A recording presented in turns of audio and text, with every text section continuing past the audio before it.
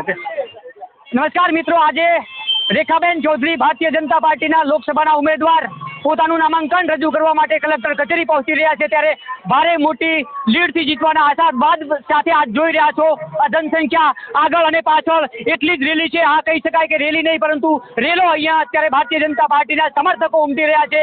રેખાબેનને 5 લાખથી વધારે લીડથી જીતવા માટેનો જે આશાવાદ વ્યક્ત કર્યો છે તેને લઈને ભારતીય જનતા પાર્ટીના કાર્યકર્તાઓમાં પણ થનગનાટ જોવા મળી રહ્યો છે. ક્યાંક ને ક્યાંક જિલ્લાવાસીઓમાં પણ જે રીતે આ થનગનાટ જોવા મળી રહ્યો છે. આપ સીધા દ્રશ્યો તમને બતાવવાની કોશિશ કરીશ કે બનાસકાંઠાના પાલનપુરમાં આજે કલેક્ટર કચેરી ખાતે આ પહોંચી રહ્યા છે. રેખાબેનના સમર્થકો પોતાનું નામાંકન રજૂ કરવા માટેના આ જે દ્રશ્યો જોઈ રહ્યા છો, મોટી સંખ્યામાં અત્યારે જન સમર્થન મળી રહ્યું છે, ત્યારે આ મહત્વના દ્રશ્યો તમને બનાસકાંઠા ન્યૂઝ નેટવર્કના માધ્યમથી બતાવવાની કોશિશ કરી રહ્યો છે. હાલમાં જે પ્રકારના દ્રશ્યો સામે આવી રહ્યા છે, ખૂબ મજબૂતાઈથી લીડ લઈ શકે તેવી પરિસ્થિતિનું અહીંયા નિર્માણ થયું છે, પરંતુ એક બાજુ બનાસની બેન તો બીજી બાજુ બનાસની દીકરી છે. આ બંને મહિલાઓ વચ્ચે કાંટાની ટક્કર જોવા મળી રહી છે, ત્યારે આવનારા સમયમાં ખબર પડશે કે કોણ મારે છે બાજી અને કોણ બને છે બનાસકાંઠાના કિંગ. નમસ્કાર.